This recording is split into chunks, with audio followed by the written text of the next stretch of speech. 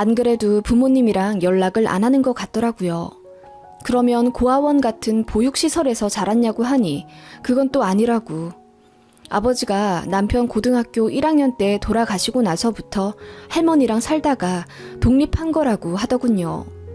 어머니는 안 계시냐고 하니 모른다는 말만 반복하다가 돌아가셨다고도 말하는 둥 얘기가 앞뒤가 안 맞고 밝히기 싫어하길래 아픈 과거가 있나 보다 했습니다. 뭔가 복잡한 가정사가 있어 보였지만 좋은 대학에 번듯한 직장 다니며 저와 연애하는 3년 동안 언성 높인 적 한 번 없이 다정다감했던 남자입니다. 도덕성도 참 높아서 길에 쓰레기 한 번 버린 적도 없고 측은지심도 많고 공감 능력도 뛰어나서 참 가슴 따뜻한 남자예요. 그런 남편과 결혼을 결심했고 남편은 제게 청혼하기 전 자신의 복잡한 가정사를 들려주었습니다. 남편이 중3 때쯤 아버지가 중증 폐렴에 걸려서 일을 못하게 되신 이후부터 부모님이 매일같이 집에서 싸우게 되셨다고 합니다. 남편은 아버지가 불쌍해 어머니에게 그러지 마시라고 대들었고 어머니는 그런 남편이 못마땅해 그 다 큰 아들을 빗자루며 의자며 손에 집히는 대로 때렸다네요. 아버지는 누워서 눈물만 흘린 채 그 모습을 바라만 보고 계셨고요.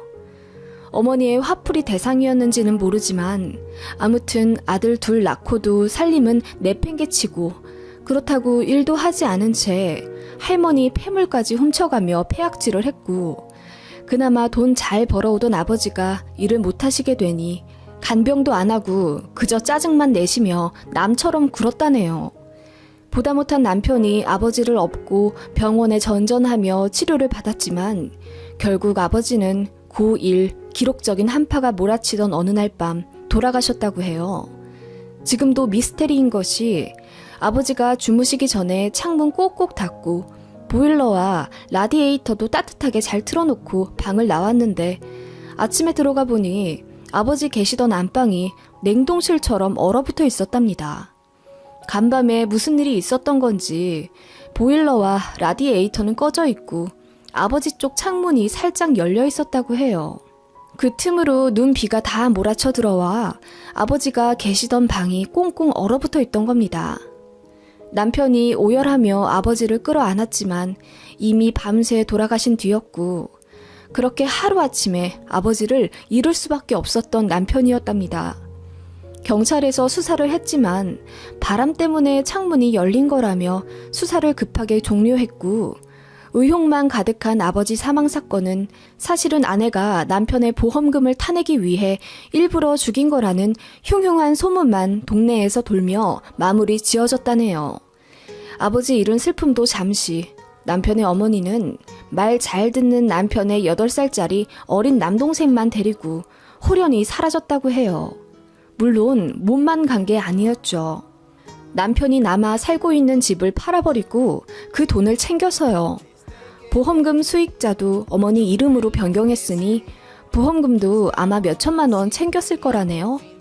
하루아침에 집도 잃고 가족도 잃은 남편은 학교 담임 선생님의 도움으로 학교 당직실에서 한 달 정도 잠을 자며 학교를 다니다가 할머니가 동네 사람에게 뒤늦게 소식을 듣고 울면서 교실에 찾아오신 이후로 할머니와 함께 살게 되었다네요.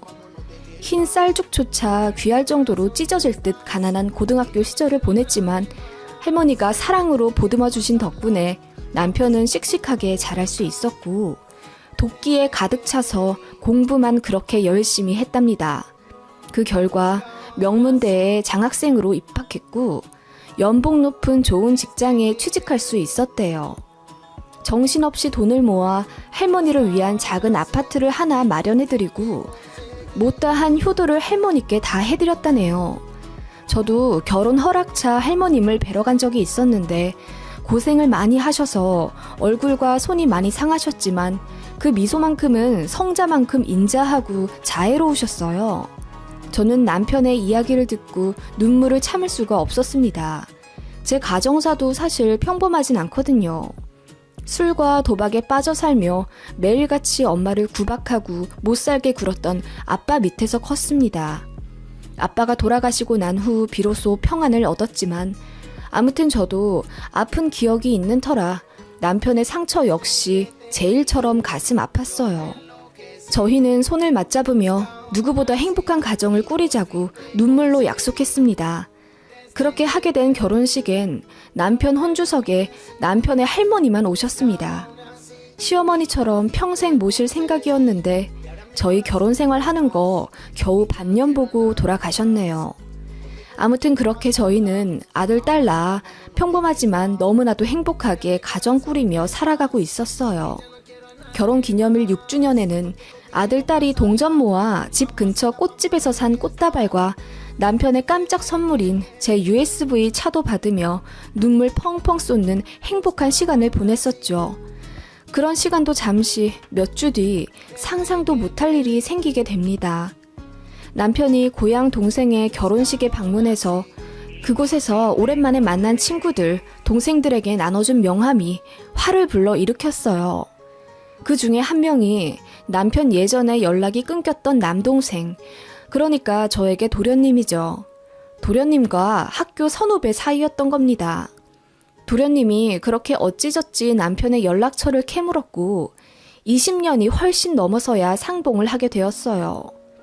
남편은 사실 어머니에게만 악감정이 있었지 당시 어린 동생이었던 도련님은 늘 그리워했었거든요. 너무 어린데 그 악독한 어머니에게 버림받고 어디 고아원에 처박혀 있진 않을까 생각하며 전국에 있는 고아원에 연락도 해보곤 했대요. 물론 남동생의 이름은 없었답니다. 그때만 해도 남편도 요령이 없어 동사무소에서 서류 떼는 방법도 몰랐고 한참 후에야 알게 되었지만 남동생은 어머니와 경기도 모처에서 잘 살고 있었던 걸 알게 된 이후부터 가슴속에서 관심을 끊었다고 해요. 아무튼 그런 남동생이 남편에게 연락을 한 거였죠. 저나 남편이나 40이 넘을 정도로 시간이 많이 흘렀기에 남편 역시 예전만큼의 폭풍의 감정은 남아있지 않았지만 어머니를 혹시라도 보게 될까봐 그 점에 조심스러워하며 처음엔 남동생을 만나려 하지 않았습니다. 그런데 도련님이 너무나도 적극적으로 딱 한 번만 보자고 졸라대는 통에 결국 만남을 가졌고 남편은 뒤늦게 몰려온 감정에 잠식되어 상봉하자마자 거의 30분을 통곡하며 울었습니다. 저도 옆에서 보면서 울었죠. 그런데 도련님은 처음에만 조금 울었고 나중에는 덤덤한 듯 하더라고요. 그렇게 애타게 만나자고 했던 그리운 형인데 막상 만나니 태도가 좀 돌변한 듯 차갑게도 느껴졌어요. 아마도 제3자인 저만 느낀 듯했고 남편은 정신이 없어서 몰랐던 것 같기도 하더라고요. 결혼하고 나서 처음으로 보게 된 도련님은 그간 어떻게 살았는지를 말하면서 그제야 울더군요. 엄마 손잡고 뭣도 모르고 고향으로부터 도망쳐 나와 어느 산골짜기 집에 들어가 숨은 듯 살았대요. 어머니는 남편을 죽인 살인자일 거라는 주변의 모함 때문에 괴로워서 도망친 거였고 그나마 말 잘 듣는 막내 아들마저 없으면 살 자신이 없을 것 같아 데리고 나온 거라며. 그런데 집 나오자마자 사기를 당해서 빈털터리가 되었대요. 사망보험금도 거의 잃어버린 수준으로 그냥 없어졌다나? 그래서 쓰질 못했대요. 그런데 설상가상으로 어머니가 위암에 걸리게 되고 시동생이 어린 나이부터 5만 가지 알바를 다 하며 어머니 병간호를 했답니다. 서류상으로 형이 어디 살고 있는지는 알게 됐지만 어머니가 아들한테 피해주기 싫다며 연락을 극구 만류한 까닭으로 형에게 찾아오지 못했었다며. 현재는 항암 치료 중이지만 오늘 내일 한다며 먼 아랫지방 단칸방에서 월세살이를 한다더군요. 남동생은 전국 돌아다니며 일용직으로 일하고 있다고 하고요. 평생 연락하지 않으려 했지만 어머니가 돌아가신 후에 연락하면 형인 남편도 더 가슴 아플 것 같아 미리 얼굴이라도 보라고 연락을 했다는 겁니다. 그 얘기하면서 어찌나 꺽꺽 울던지. 남편도 그 말에 너무나 가슴 아파했습니다. 본인의 삶을 기구하게 망쳐버린 어머니지만 위암에 걸려 생사를 왔다 갔다 하는 상황이라니 마음이 안 좋을 수밖에 없었죠. 시동생이 이러더군요. 우리 엄마 언제까지 살지 몰라.